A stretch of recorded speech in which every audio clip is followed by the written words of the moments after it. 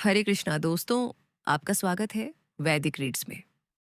24 अप्रैल को आने वाला है एक अत्यंत शक्तिशाली और पवित्र दिन, माँ बगलामुखी जयंती। यह दिन उन भक्तों के लिए बहुत विशेष माना जाता है जो अपने जीवन से भय, संकट, नकारात्मकता और बाधाओं को दूर करना चाहते हैं। माँ बगलामुखी 10 महाविद्याओं में से एक है और उनका स्वरूप अत्यंत रहस्यमयी, तेजस्वी और दिव्य माना जाता है।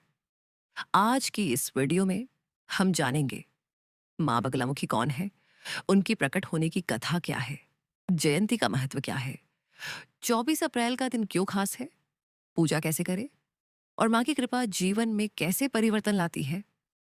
तो वीडियो को अंत तक जरूर देखें।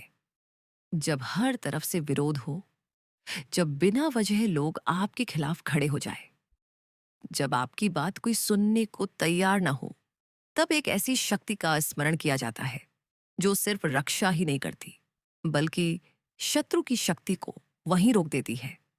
वो है मां बगलामुखी। एक समय ऐसा आया जब पूरी सृष्टि विनाश के कगार पर थी। भयंकर तूफान, चारों ओर अराजकता, प्रकृति असंतुलित हो चुकी थी। चारों दिशाओं में भय और अशांति फैल गई थी।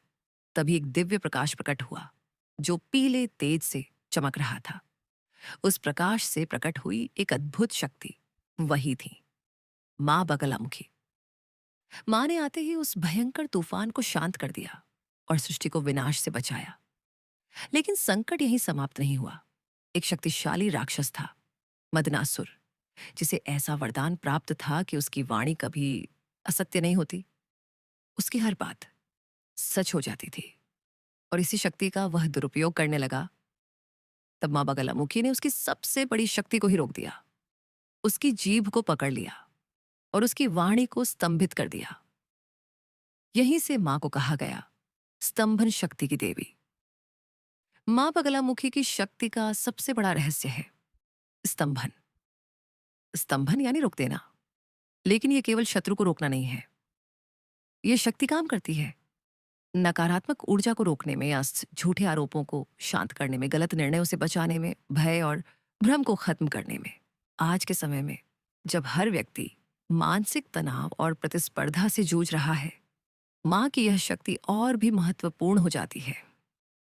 अगर आप मां बगलामुखी की कृपा पाना चाहते हैं तो कुछ सरल नियम अपनाएं। सरल पूजन विधि: गुरुवार या अमावस्या का दिन चुनें। पीले वस्त्र पहने, पूजा स्थान को स्वच्छ रखें, पीले फूल और हल्दी अर्पित करें, घी का दीपक जलाएं, शांत मन से मां का ध्यान करें। यहां सबसे महत्वपूर्ण है आपका भाव और श्रद्धा। मां बगलामुखी की साधना अत्यंत प्रभावशाली मानी जाती है, इसलिए कुछ सावधानियां रखना आवश्यक है।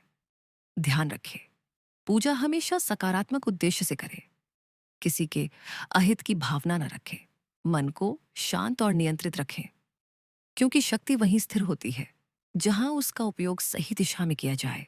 अगर आपकी जिंदगी में बार बार रुकावटें आ रही हैं, अगर लोग बिना कारण विरोध कर रहे हैं, अगर आपकी बात को दबाया जा रहा है, तो यह समय है मां बगलामुखी की शरण में जाने का। उनकी कृपा से रुकी हुई परिस्थितियां भी बदल सकती हैं। मां बगलामुखी केवल एक देवी नहीं, बल्कि एक ऐसी शक्ति है जो आपके जीवन में स्थिरता और विजय ला सकती है।